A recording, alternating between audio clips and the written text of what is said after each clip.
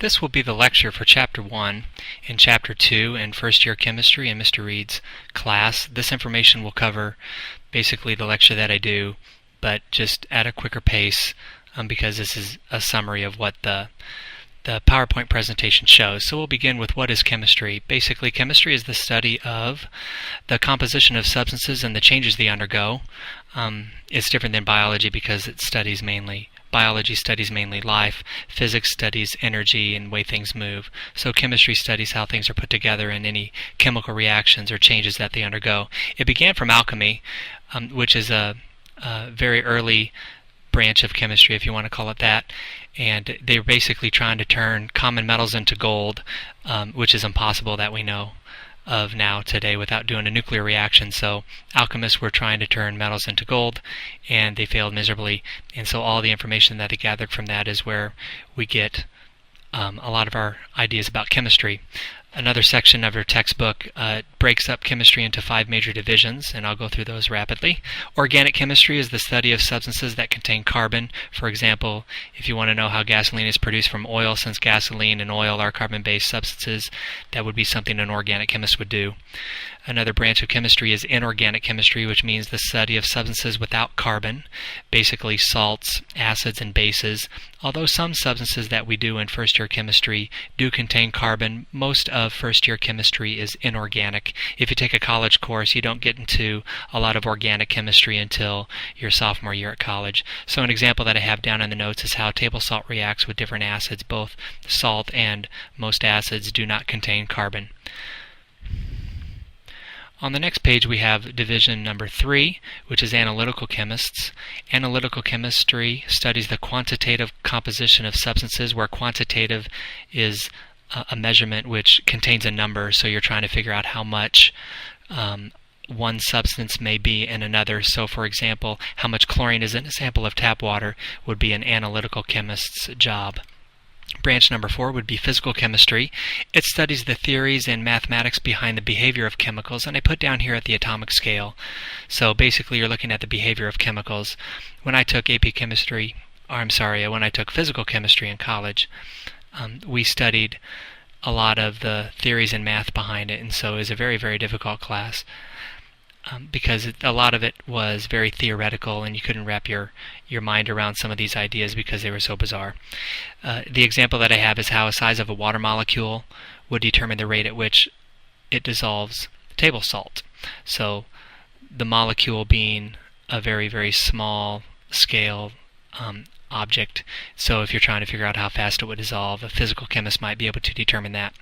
The last branch is biochemistry, and it studies the chemistry of living organisms. For example, trying to figure out how sugar in the bloodstream of a cat affects insulin production would be a job for a biochemist. I also put in here that obviously these divisions will overlap, like an analytical chemist might help out the biochemist to try to figure out how much sugar is in the bloodstream. On the next slide we have the scientific method, which is basically a way to approach a scientific problem. And I have an example in the notes that is a non-scientific problem, but it works to go through the steps. For example, if your flashlight doesn't work, you would first want to make observations using your 5 senses to gather as much information about the flashlight as you could. So you'd maybe take a look at the bulb, open it up, take a look at the batteries, things like that. Then you would propose a hypothesis. You'd make a guess at for what is happening, why the flashlight is not working. Then you would run an experiment to test your hypothesis. This might be changing the battery, changing the bulb, working on the switch, things like that. And we want the experiment to be capable of being reproduced. So you want to be able to get similar results for your experiments. The last step is to make a theory, which should explain the results of your experiment. And if your theory doesn't match your hypothesis, you can go back and change your hypothesis, or you can make more observations. But you don't want to make a theory that doesn't support your hypothesis. Theories can change or be completely rejected over time because of the results of new experiments. A good example of a theory that has evolved over time is the atomic theory. We used to think of an atom as a solid sphere, but we now know there are different parts to the atom like protons, neutrons, and electrons, so the theory has evolved and changed. A scientific law describes a natural phenomenon, and it's important to understand that a theory, no matter how many times you test it, does never get proven right. It doesn't turn into a law. A law is just a natural phenomenon. It's an observation that you make about the world, and it's usually based on mathematics. you can set up a math equation to explain what observation you're making. And the law does not attempt to explain why the phenomenon occurred, because that's the job of the theory. And one of the best examples that we have in chemistry is the ideal gas law, which explains how pressure, volume, and temperature of a gas are related to one another. Also N, which stands for the moles or quantity of the gas in a container. So for example, if you take a balloon outside on a hot day, it's going to expand because of the heat. We don't have to explain why it expands. The ideal gas law just says that it does expand. When you take it inside to a cold place, it's going to contract. And again, we don't explain why it contracts. That's the job of a theory. And just for your information, the theory is called the kinetic molecular theory, but the law explains how much it will grow or shrink because of the temperature. On the next page we have the difference of matter and mass. Matter is anything that has mass and takes up space, so it has mass and volume, and the three examples of matter are solids, liquids, and gases. Those are called the three states of matter or the three phases of matter. Now some people might talk about other states of matter at super high temperatures or super low temperatures, but for first year chemistry we're just going to stick with these three. I also like to give examples of things that are not matter, like light. It does not take up any space. It does not have any rest mass. Heat, which is a form of energy. Emotions like love and hate, they don't take up space. And sound. Sound is a phenomenon that needs a phase to go through, but the energy, the sound wave, or the energy of the sound would not take up any space. Mass, on the other hand, is the amount of matter in an object. So it's interesting to see that in order to define matter, you have to use the word mass. In order to define mass, you have to use the word matter. So matter is basically how much stuff is in an object. So if there's more stuff in the object, it's going to have more mass. And the standard metric unit for mass is the kilogram. When you go to the moon, the amount of matter does not change, so your mass would stay the same. Now your weight, on the other hand, which is related to the amount of gravity, would change, and we're going to talk about the difference between mass and weight in another chapter. Then we talked about the three states of matter and their differences. So we went over whether or not they had a fixed shape. Solids do have a fixed shape. Liquids do not. They take the shape of their container, and so do gases. Then we looked at volume. Solids have a fixed volume. Liquids also have a fixed volume. For example, if you have 1 gallon of milk and you pour it on the ground, it's still 1 gallon of milk. And gases have no fixed volume. They expand to fill their containers. For compressible, solids you cannot compress. Liquids you cannot compress to any appreciable amount. And gases are the only phase that we consider compressible. A lot of people get solid compressibility confused, like people would argue, well, you can squish a car. Well, you're not really squishing the metal of the car. You're actually just taking out all the airspace. Liquids also, you can't compress a liquid, and that's proof with hydraulics. Hydraulics is a liquid under high pressure, and it allows a force to be transmitted throughout that fluid, and if the liquid compressed, you would not be able to lift cars with hydraulic lifts and things like that. Then we talked about the motion of particles. Solids vibrate back and forth in a fixed position. Liquids have a tendency of sliding over the top of one another, and that's why they take the shape of their container. And gases fly all over the place until they run into the side of the container. Then we had the definition of vapor, which is a term used for any gaseous substance that's normally found as a solid or a liquid at room temperature. For example, water. When water evaporates, we say it's water vapor as opposed to water gas.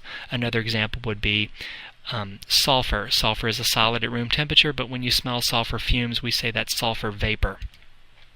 On the next slide, I just had a picture shown of the three states of matter, the particles of a solid, liquid, and gas. You don't really get to see the movement of the solids and the liquids and gases in this page, but there's a chemthink.com activity that I assign the students to do, and it shows a good representation of their movement. On the next slide, we have the difference between physical properties and physical changes, and this will lead into chemical properties and chemical changes. A physical property can be determined or measured without changing the substance's composition. So once you take this measurement, or once you determine this property, the substance is not going to change. So the color of an object, or the odor and taste and mass and density, the boiling point or the melting point of water can be determined without changing water. The solubility is another example, which means whether or not it dissolves. So if you have sugar and you throw it into water, it does dissolve. That solubility of the sugar does not change the sugar. You could reverse that process. A physical change is a change that alters the substance without changing its composition. For example, you can crush a piece of paper and it's still paper. You can rip it apart and it does not change the paper, it just makes it smaller.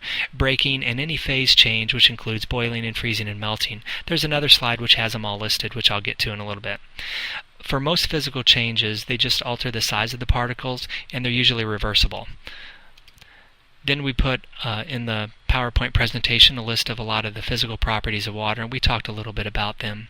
It's not really important at this time. Then the next slide has all the phase changes that I was referring to on the previous slide. Melting, evaporating. Sublimation is going directly from a solid to a gas. That's what dry ice does. Freezing and condensing are pretty easy to understand. The weird one is deposition. That's a gas turning into a solid. A good example of that is frost. During a cold winter day, the water vapor from the air will freeze on a window pane or a leaf. But we don't really call it freezing because it never was a liquid. It goes directly from the vapor to the solid, and that's called deposition from the term deposit. So the gas deposits on a window or something like that as frost. So it goes directly from the vapor to the solid without ever passing through the liquid state. Some people think dew freezes, and that's what frost is, but that's not true. It's the water vapor turning directly into the solid. It doesn't first condense and then freeze. It goes in one step. That's called deposition. The other two phase changes, or I don't know if you want to call them phase changes, but they're physical changes that we listed was solid turning into aqueous, which means it dissolves, or an aqueous solution turning back into a solid, which is crystallizing, and that's sort of how you make sugar crystals or rock candy. You have a very saturated sugar solution, a lot of it's aqueous, and then when you let the water evaporate, it recrystallizes and turns into the solid. So those are all physical phase changes. Then we have the definition of mixtures, which is just two or more things mixed together, and they can be separated by a physical change or by physical means, like you could reach in and grab the object and pull it out of the mixture. And there's two types, which a lot of the students are familiar with, the prefixes from biology. Heterogeneous mixtures means they are not uniform in composition, so there's different parts like chicken soup, fruit salad, dirt, and sand and water. And then homogeneous mixtures, which means it's completely uniform. You can't tell one part from another. So air is an example of nitrogen and oxygen completely mixed together. Kool-Aid is sugar water. You have to make sure there's not too much sugar in the water, because then it would sink to the bottom and you could see it. But if there's just a little bit of sugar in the water, it would make a completely homogeneous mixture. Brass is what trumpets are made out of. And it's a mixture of copper and zinc. It's melted and mixed together, and you can't tell the copper from the zinc. Salt water and milk are good examples too. In fact, milk is called homogenized milk, so it's the cream and the other parts of the milk are whipped and mixed together, so it stays as one complete uniform composition and doesn't separate into the cream floating to the top and the other part sinking to the bottom. Another term for a homogeneous mixture is called a solution, and we'll talk more about solutions the second semester.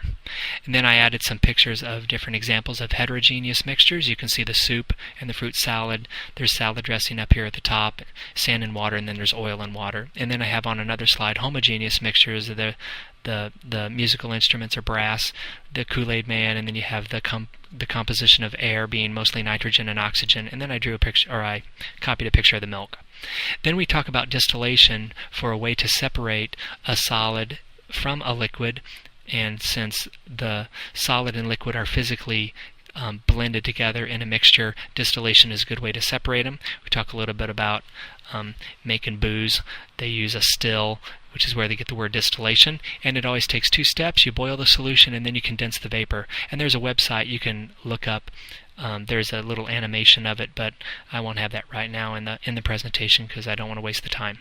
So those are the two ways to separate, or the way to separate a solid from a liquid. You do the two steps, boiling and then condensing.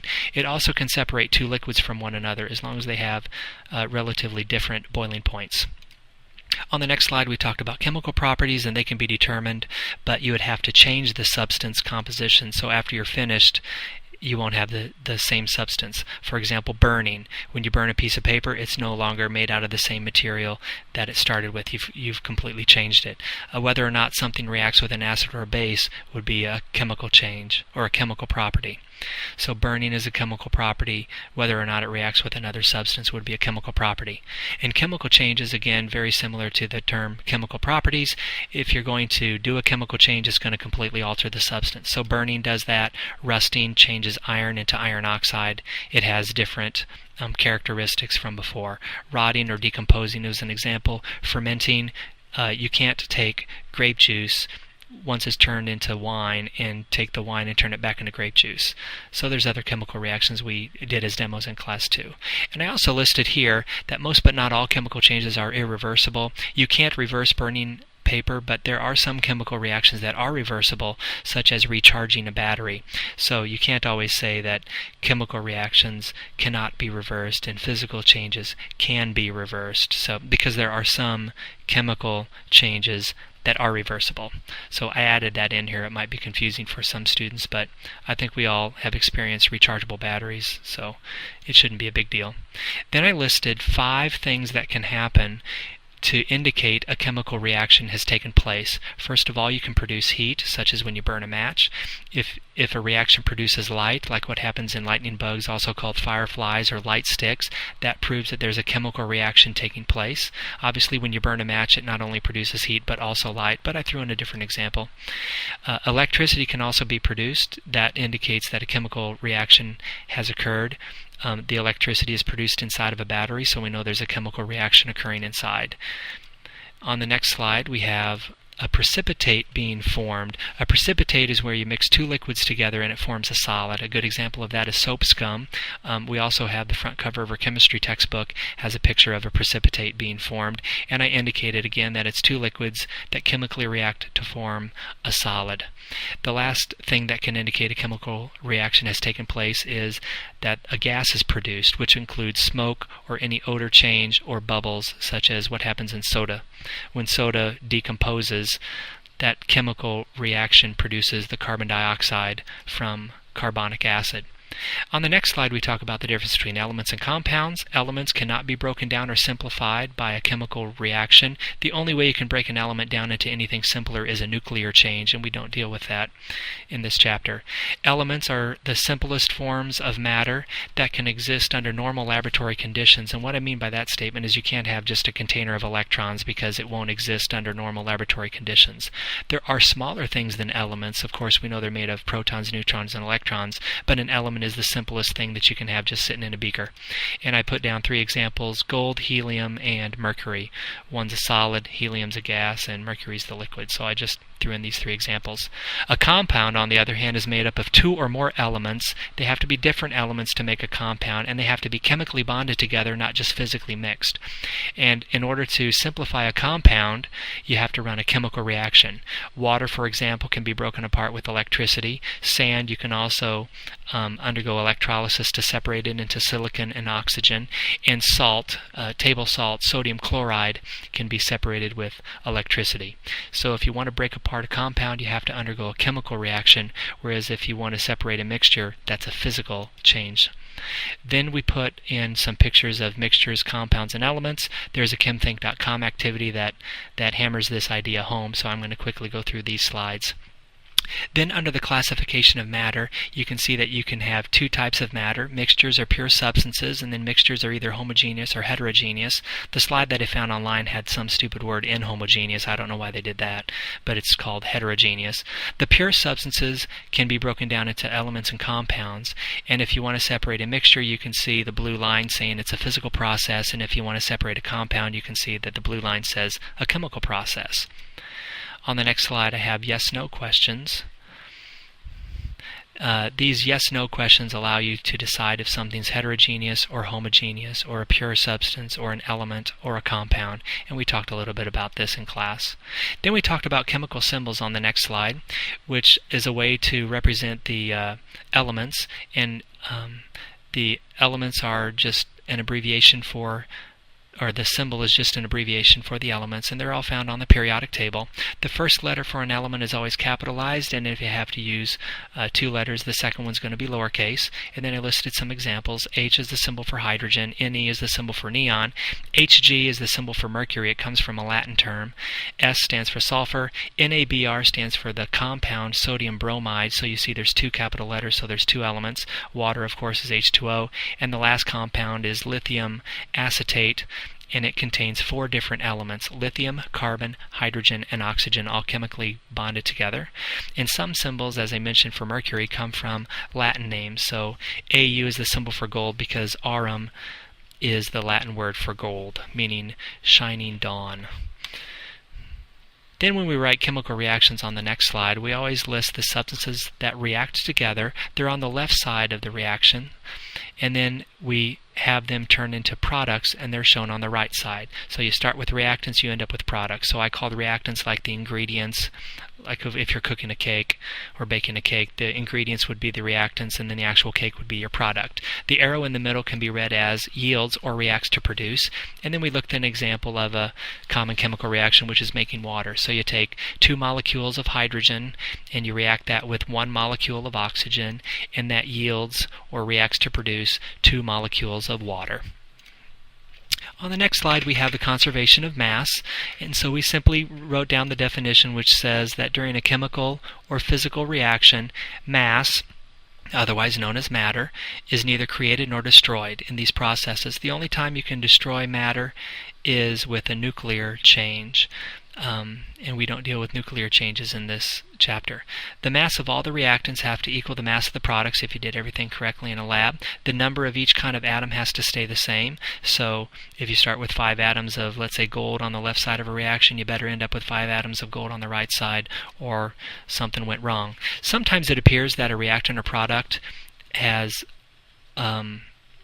changed mass, or actually we should say it appears that the reactant might have weighed, let's say, 10 pounds, and then the product only weighs 5 pounds. So you might think you've lost some mass, but typically what happens is that a gas is produced, and if you take into account the gas's mass, then the mass should stay the same on the left and the right side of that arrow. So if you have the example shown in the notes, you have 4 grams of hydrogen, and it's going to react with oxygen, and in order to produce 36 grams of water, we can calculate that you must have used 32 grams of the oxygen. And I talked about the reaction, and if you count the number of H's on the left side, it's 4, and the number of H's on the right side is 4, and the number of O's on the left is 2, and the number of O's on the right side is 2. So that's conservation of mass.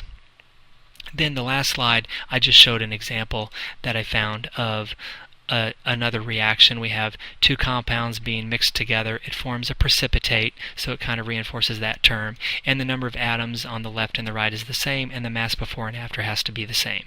And that's basically it.